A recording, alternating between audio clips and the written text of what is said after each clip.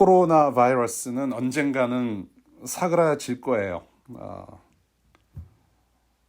그렇지만 저와 여러분들의 마음의 코로나는 떠나지 않을 수도 있습니다.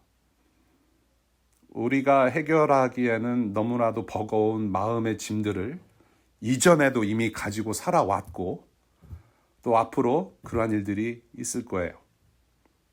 그러나 이 모든 육체와 마음의 짐들을 모두 거두어 주시기를 주님께 바랍니다. 오늘 본문은 주님께서 중풍병 환자를 만나 주시고 그 사람의 영육을 모두 고쳐주신 사건을 마가가 증거하고 있습니다. 병자를 만나 주시는 주님의 모습을 봅니다. 이 주님과 병자가 만나는 과정이 참 특이해요. 여러분들 주일학교 혹은 교회 생활을 오래 하신 분들은 너무나도 잘 알고 있는 사건입니다. 먼저 우리가 보고 싶은 것은 우리 예수께서, 우리 주님께서 겪고 계시는 상황을 좀 먼저 훑어봤으면 좋겠어요. 집에 계셨다라고 증언합니다. 나사렛에서 가버나움으로 예수께서 이사하셨다라는 썰이 있어요. 예. 그래서 지붕이 뜯겨나간 불행한 집주인이라고 그렇게 표현하시는 분이 계세요. 그런데 우리가 그 복음서를 통해서 우리가 알 수 있는 예수님의 모습은 부동산이 전혀 없으셨던 우리 주님의 모습을 보게 되죠. 머리둘 곳조차 없으셨던 우리 주님의 모습을 생각해 봤을 때 이사하신 것보다는 두루두루 다니시면서 제자들의 집에서 혹은 받아주는 어떤 이웃들 집에서 이렇게 단기로 에어비앤비처럼 그렇게 지내지 않으셨겠는가라는 생각이 좀 들어요.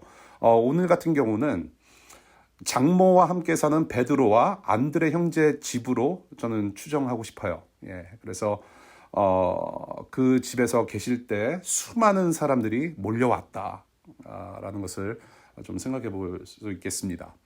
수많은 사람들로부터 따라오는 사람들로부터 벗어나서 외딴 곳에 피하셨죠. 사실은 우리 1장의 그 증언을 보면 그 인기와 명성을 뒤로 하시고 외딴 곳으로 피하셨어요. 피하셨음에도 불구하고 예수께서 계신 집 앞에 사람들이 지금 바글바글 하다는 말이죠. 주목받고 싶지 않아서 피하셨는데도 여전히 주목받으시는 예수님의 그런 상황을 우리가 보게 됩니다. 그리고 두 번째로 보고 싶은 것은 이 지금 중풍병 환자가 겪고 있는 상황을 볼 수 있어요. 우리 주님과 정반대 상황입니다. 병자에게 있어서는 사람들, 특별히 우리 예수님, 주님의 주목이 상당히 필요했어요. 그런데 주님을 만날 때까지 계속 소외당하는 모습으로 보여져요. 사지마비로 누워있는 사람이 어딜 가서 뭘 하겠어요. 예. 침상에 누워서 실려온 사람이 아무것도 못해요. 인생 자체가 자가격리로 살아왔던 사람이죠.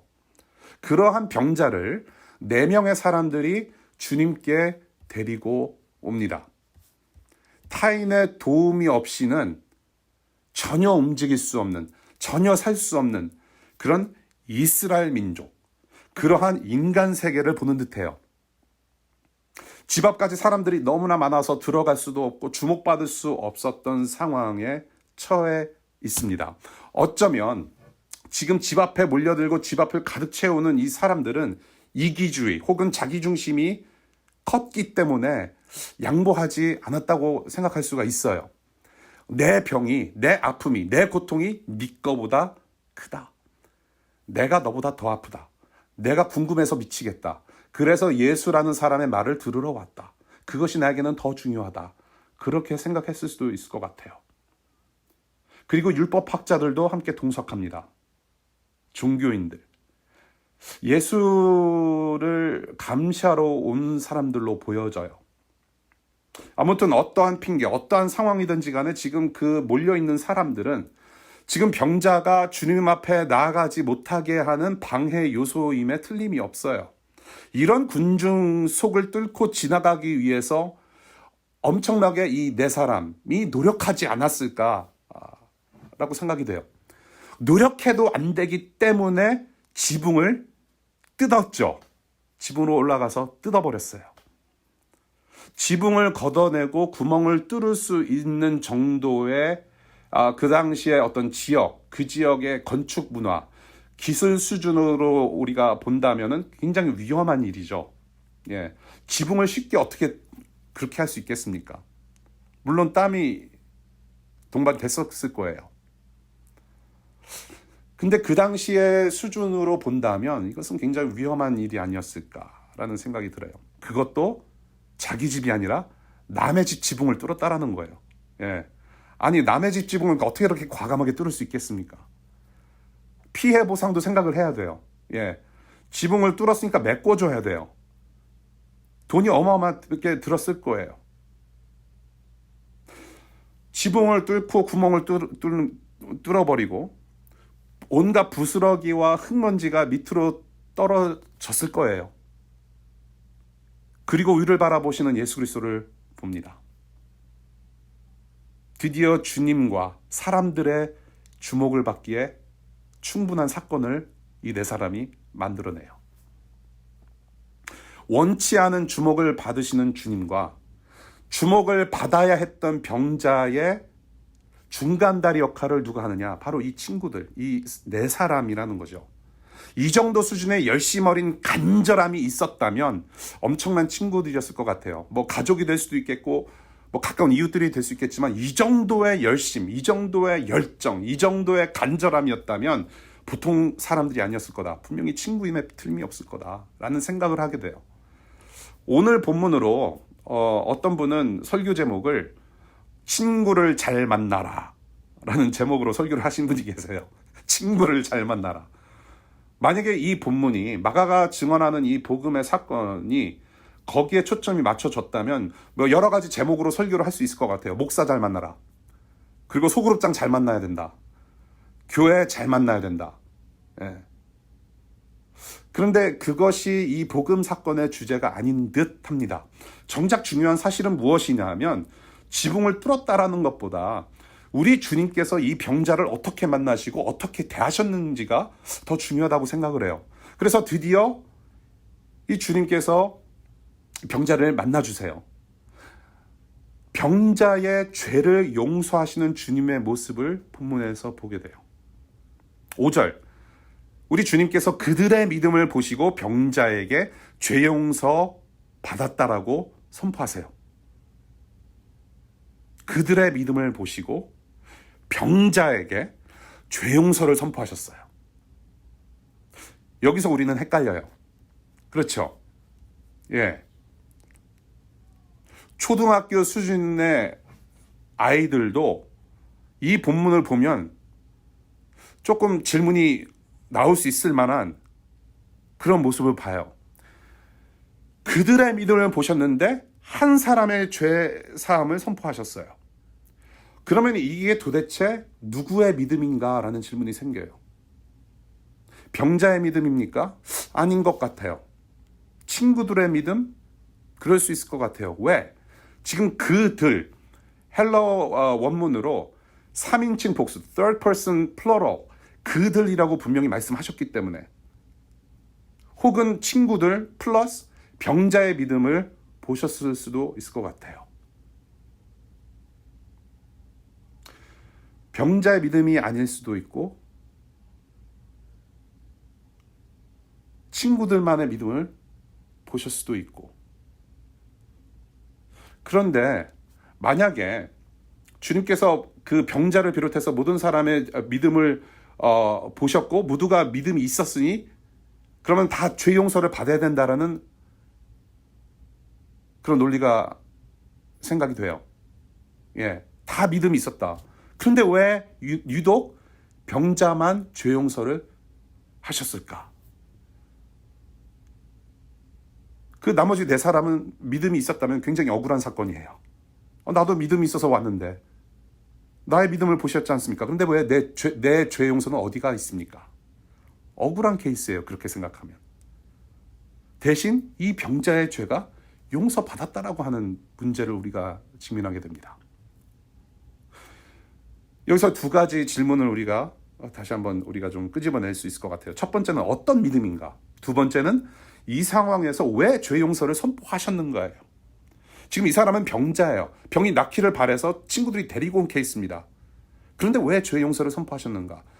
이것은 어떤 믿음인가? 두 번째, 왜 죄 용서를 선포하셨는가? 첫 번째, 어떤 믿음인가? 여러분, 여러분들의 부모님의 믿음이 여러분들을 고쳐주거나 여러분들의 구원을 이룰 수가 없습니다. 여러분의 부모님께서 선교사이시든지 집사님이시든지 장로님이시든지 권사님이시든지 목사이든지 여러분들의 부모님의 믿음은 여러분들을 고쳐줄 수 없고 구원을 이루어줄 수가 없어요.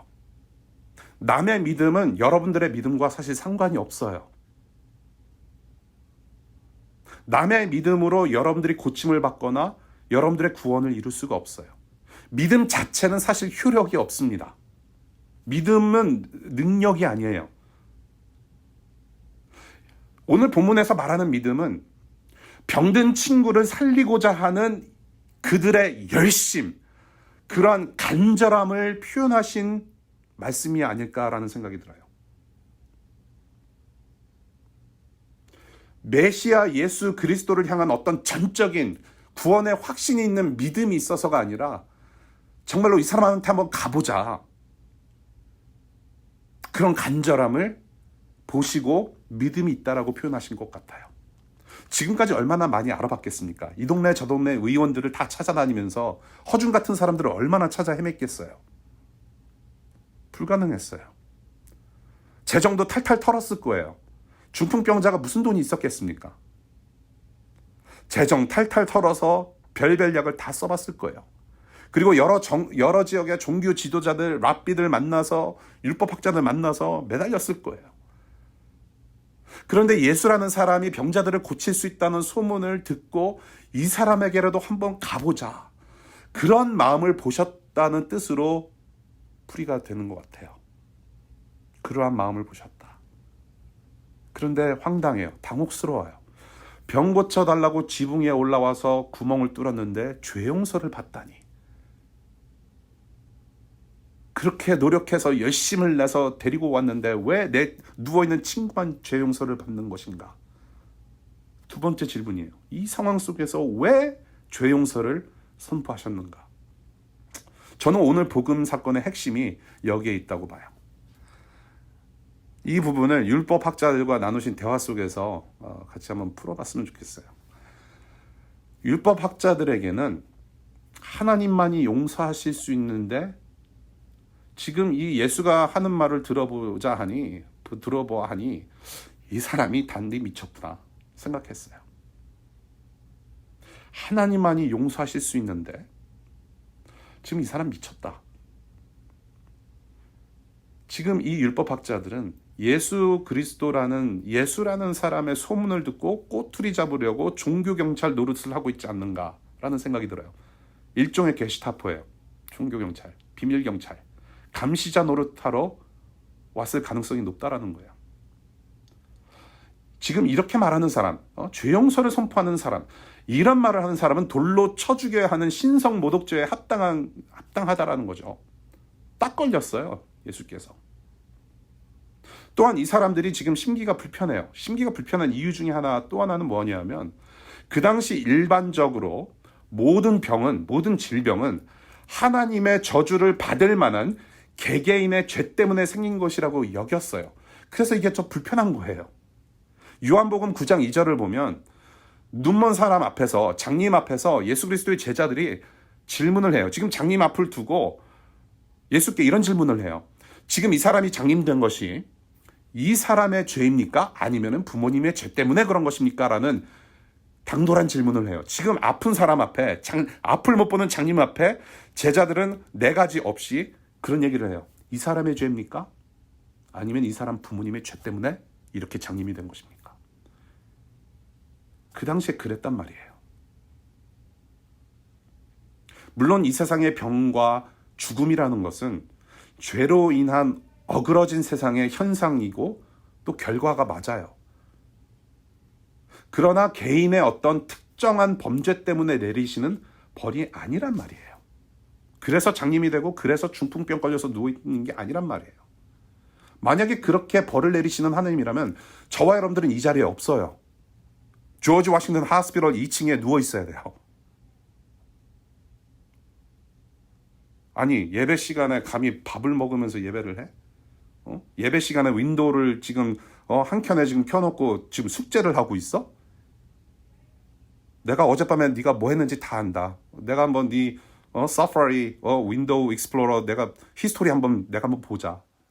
여기에 있을 사람 한 사람도 없어요. 그렇게 생각하면.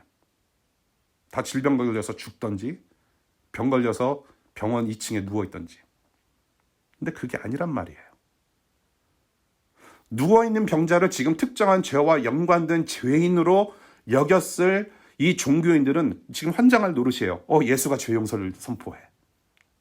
이런 영적인 중풍병에 걸린 이 종교인들의 마음을 주님께서 읽어내셨어요. 그리고 질문하십니다. 9절과 10절 한번 볼게요. 어떻게 말씀하십니까? 중풍병 환자에게 네 죄가 용서받았다 하고 말하는 것과 일어나서 네 자리를 걷어서 걸어가거라 하고 말하는 것 가운데서 어느 쪽이 더 말하기가 쉬우냐? 그러나 인자가 땅에서 죄를 용서하는 권세를 가지고 있음을 너희에게 알려주겠다. 예수께서 중풍병 환자에게 말씀하셨다. 자, 여러분들 이 상황이 이해가 되십니까? 주님께서 하신 말씀이. 환자가 누워 있어요. 떡하니 환자 앞에 섭니다, 여러분이. 일어나 걸으라. 그러면 여러분들이 정말로 고쳐줄 수 있을 것 같아요? No. 누가 환자를 걸으라고 하면서 고쳐줄 수가 있겠습니까? 불가능해요. 그래서 쉬운 것은 뭐냐? 내가 너의 죄를 용서한다고 말하는 것이 더 쉬워요. 왜? 눈에 안 보이니까. 그런데 주님은 그렇게 죄 용서를 선포하시고 난 다음에 한마디 말씀으로 환자를 완치시켰었어요. 이것이 뭐냐면 사람의 능력과 사람의 지혜로는 전혀 불가능한 일을 지금 사람들 눈에 보이게 해내셨어요. 눈에 보이게 해내심으로 해서 눈에 보이지 않는 죄의 용서까지도 가능하신 분이라는 것을 알려주셨다라는 거예요. 눈에 보이는 것을 고쳐주심으로 엄청난 일을 해내심을 보여주심으로 해서 눈에 보이지 않는 것들도 감당하실 수 있는 분이라는 것을 알려주셨다라는 거예요. 그렇게 죄의 용서를 하실 수 있는 분으로서의 자신의 자격을 10절에 무엇으로 표현하냐면은 Son of Man, 인자라고 표현하세요. 인자. 예수 그리스도 자신을 표현하신 말씀이에요. 이 인자라는 표현은 다니엘서 7장에 나오는 부분이에요. 이 인자라고 하는 단어는 사실 이렇게 한마디로 한 문장으로 이렇게 깔끔하게 정리할 수 없는 어떤 굉장히 힘든 단어 중에 하나입니다. 인자. 예. 사람 이름 아니에요. 뭐 김인자 씨, 뭐 박인자 씨 사람 이름이 아니에요. Son of Man. 이 어려운 것을 좀 간단하게 말씀드리자면 하나님의 참 백성을 대표하는 사람이다 라는 거예요. 사람의 옷을 입은 신의 아들 혹은 하나님의 아들이라는 뜻이에요. 간단히 말씀을 드리자면 구약에서의 그 인자, 구약에서 이미 예견된 그 인자를 주님께서는 마가복음 속에서 14번 내가 바로 그 인자다. 내가 바로 그 사람이라고 표현하세요.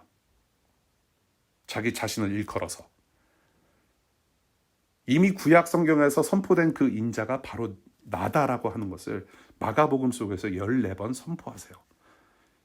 그 14번 중에 3번은 하나님 나라의 완성을 위해서 다시 오시는 분, 종말론적인 어떤 의미를 가지고 다시 오실 분, 하나님 나라 완성을 위해서 다시 오실 분으로서 인자로 표현하셨고, 그리고 2번은 죄를 용서하실 수 있는 분으로서의 인자로 자기 자신을 그렇게 표현하셨어요. 그리고 나머지 9번은 고난받는 종으로서의 모습을 인자로 표현하셨어요. 우리 주님께서. 결국에는 무엇이냐? 7절에 종교인들이 품은 그 생각, 하나님만이 하실 수 있는데 어찌 이 사람이 할 수 있느냐? 그러한 마음속의 질문을 10절에 예수님께서 답을 해주셨어요. 죄 용서할 수 있는 하늘 권세를 가진 그 인자, 그 사람은 바로 나다라는 것. 그것을 알려주셨어요. 그리고 12절. 이 중풍병 환자는 예수 그리스도의 말씀 한마디로 영적으로는 죄사함을 얻고 육체적으로는 치료를 받고 자리 털고 나갑니다. 영적으로, 육체적으로 건강함을 얻고 그 자리를 나갑니다. 사람들이 이 모습을 보고 하나님을 찬양해요. 이런 것을 전혀 본 적이 없다며 놀라워하며 하나님을 찬양해요. 놀라면서 하나님을 찬양하는 것은 당연해요. 왜? 지금까지 회당에서 그 종교 단체 안에서는 볼 수 없었던 불가능한 일이었기 때문에. 그리고 이 예수 그리스도는 하나님의 아들이시기 때문에 이러한 현상은 당연한 거예요. 오늘 마가복음 2장 1절부터 12절까지의 말씀을 쭉 훑어봤어요. 친구들의 믿음이 이 병자의 치료와는 상관이 없음을 확인했고요. 병자의 요구와 혹은 병자의 상태에 상관없이 우리 주님은 죄 용서를 선포하심과 동시에 육체의 병도 낫게 하셨어요. 왜 죄 용서를 선포하셨는가? 바로 예수께서 자신이 이런 분이심을 알려주신 거예요. 오늘 복음 사건의 핵심이에요. 우리가 좀 기억해야 될 것은 오늘 본문을 통해서, 오늘 사건을 통해서 기억해야 할 복음의 핵심은 무엇이냐면 겉과 속, 영, 육의 문제를 모두 다스리시고 해결하시는 통치자이시라는 거예요. 누가? 하나님의 아들 예수 그리스도께서 여러분들의 겉과 속, 여러분들의 영의 문제, 육의 문제, 안과 박의 문제, 이것을 모두 다스리시는 통치자이시다 라는 것을 보여주십니다. 인간들의 삶을 덮는 무거운 죽음의 지붕을 뜯어내시고 십자가 죄 용서로 생명의 구멍을 뚫으신 분이 바로 예수 그리스도세요. 죄 용서는 그냥 forgiveness of sin, 그냥 죄만 용서하고 땡이 아니에요. 이 죄 용서라는 것은 곧 하나님께서 창조하신 대로 우리의 영이, 우리의 육이, 영육이 온전한 사람으로서 회복됨을 위하는 것입니다. 그것이 죄 용서의 큰 의미예요.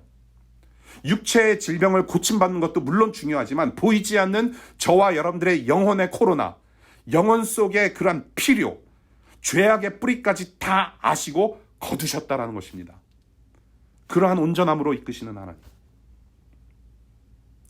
이것이 아니면 하나님을 만나는 복, 하나님을 만나는 구원, 하나님과 영원히 누리는 영생을 우리는 누릴 수가 없어요. 이것이 바로 죄 용서가 중요한 이유입니다. 기독교에서 자꾸 죄를 이야기를 하고 용서를 이야기하는 이유가 바로 여기 있어요. 여러분들을 창조하신 대로 온전하게 회복시키시기 위해서.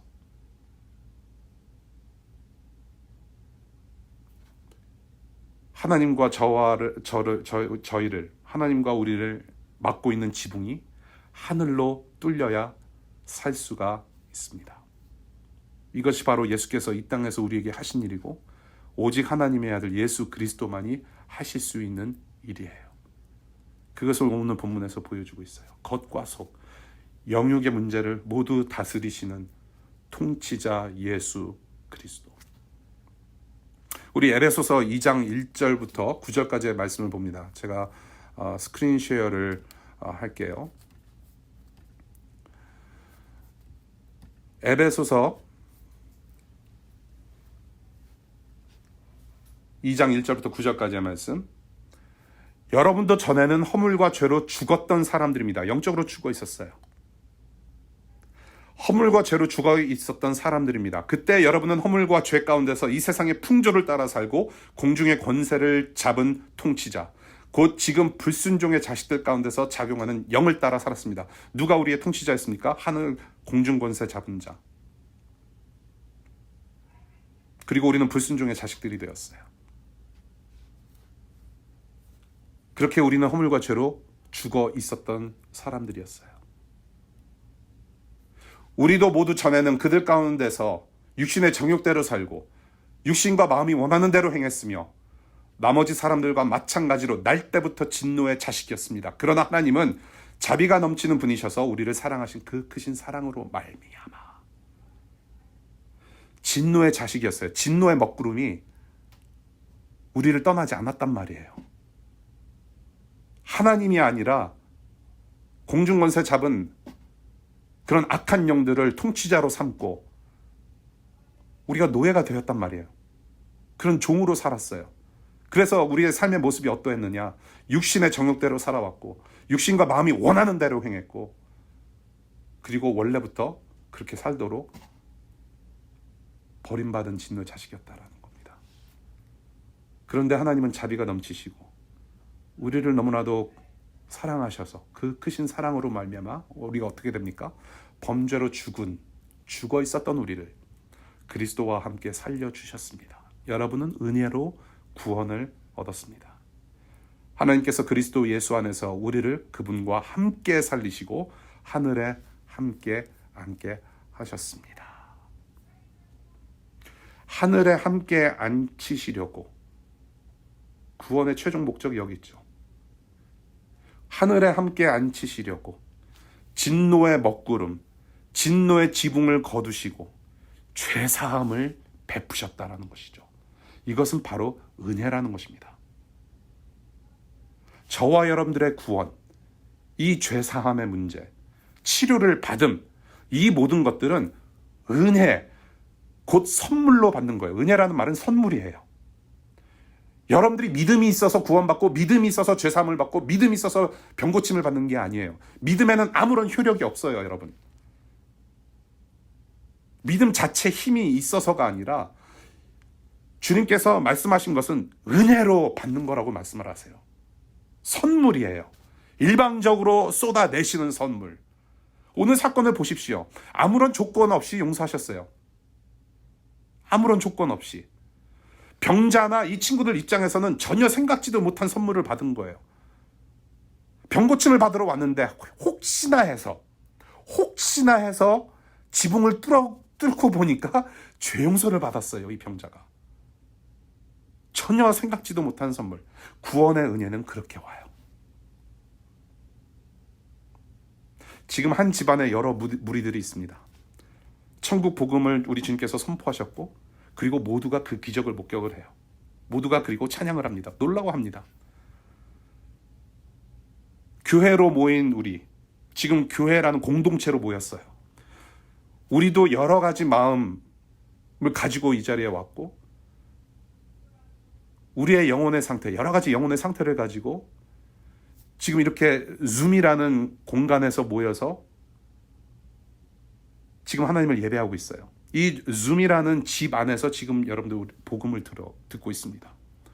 이 공간, 이 시간 안에서 만나주시는 예수라는 분 때문에 새 생명을 얻고 영원한 집으로 우리 하나님 아버지의 품으로 모두가 함께 한 사람도 남김없이 다 들어가실 수 있기를 축원드립니다.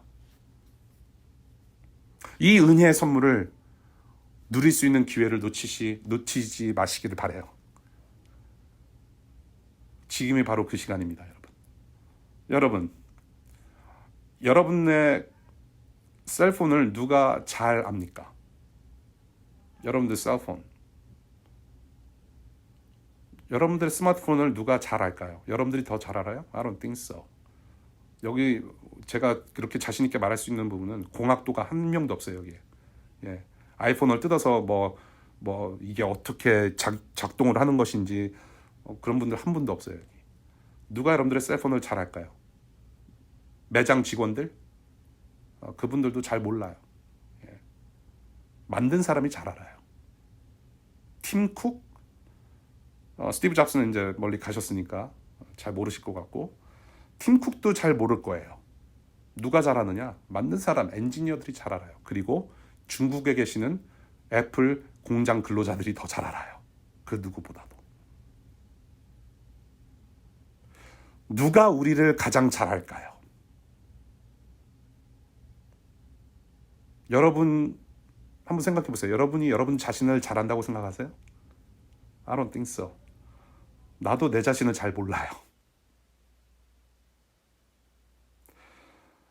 다만 저와 여러분들을 만드신 하나님만이 우리를 너무나도 잘 아세요. 저와 여러분들 안에 무엇이 잘못되었으며 그리고 어떻게 회복되어야 하는지 그리고 어디로 가야 하는지 우리를 너무나도 잘 아시는 하나님이세요. 그러한 하나님의 아들이 하늘 권세 내시경으로 내려오셔서 저와 여러분들의 죄악의 면면 그러한 심각성을 모두 꿰뚫어 보시고 용서해 주셨어요. 지금도 말씀이라는 주님의 말씀이라는 현미경으로 우리의 영혼과 삶을 읽어내시고 영생에 걸맞는 주님의 온전한 자녀로서 다듬질하시고 담금질하고 계세요. 지금도 주님의 품은 여전히 언제나 항상 그렇게 열려 있습니다. 2000년 전에 중풍병자를 만나주시고 고쳐주신 그 주님, 지금도 우리의 영혼, 우리를 영혼의 중풍병에서 벗어주길 원하시고 팔을 활짝 펴주십니다. 그래서 여러분들 반응하시면 좋겠어요. 반응하십시오. 이제는 우리의 영혼, 우리의 인생은 우리를 잘 아시는, 나를 잘 아시는 하늘과 땅의 권세를 가지신 분께 조중간을 내어드릴 수 있기를 바라요. 그러한 반응하실 수 있기를 바라요. 여러분들 무조건 긍정적인 생각만 하면 다 되는 줄 아십니까? 아니잖아요. 긍정의 힘? 그것만 생각해서는 우리는 구원을 이룰 수가 없고 성장할 수가 없어요. 긍정의 힘을 우리가 살면서 얼마나 많이 발휘했습니까? 잘 될 거야, 잘 될 거야. 그런데 다가오는 것은 실망이에요. 아픔이에요. 상처예요. 무조건적으로 긍정적인 생각만 하면 그렇게 살면 만두 터지듯이 우리 속만 골마 터지는 일만 발생해요. 여기저기서 위로라는 반창고를 가지고 와서 붙이지 마시길 바라요. 해보셨잖아요. 이런저런 데서 위로의 말씀, 동영상 이것저것 보고 위로가 된다 하면서도 그게 오래가지 못해요. 여러 가지 위로는 반창고 가지고 와서 지금 영혼의 그런 문제 자꾸 붙이려고 하지 마시란 말이에요. 여러분들 가면을 벗으셔야 돼요. 메이크업을 지우세요, 여러분. 팔 벌려 우리를 환영하시는 그 주님 앞에 솔직하게 나아가지 못한다면 매번 돌고 맴돌 수밖에 없어요. 우리의 신앙이 왜 성장하지 못하는가? 솔직하지 못해요. 자꾸 종교심으로 포장하고 포장해요. 그러니 매번 돌고 맴돌 수밖에 없어요. 그러나 주님은 분명히 만나주십니다. 그 주님은 누구이십니까? 겉과 속, 영육의 문제를 모두 다스리시고 해결하시는 통치자이십니다. 그리고 이러한 사실은, 이 진리는 우리 앞에 놓여진 인생길의 주인과 왕은 도대체 누구인가라는 질문으로 귀결돼요. 이번 한 주간 동안 여러분의 일상의 주인, 여러분 일상의 왕은 누구이십니까? 누구의 통치를 받으며 살아가시렵니까? 오늘 이 시간 다시 한번 우리 예수께서 통치자 되십니다 고백하며 일상예배 현장으로 나아가시기를 바랍니다. 지붕을 뜯어 구멍을 내고 그렇게 우리의 영혼과 삶을 책임지시려고 내려와 주신 통치자 예수 그리스도 하나님 아들의 복음이었습니다. 우리 함께 기도하겠습니다.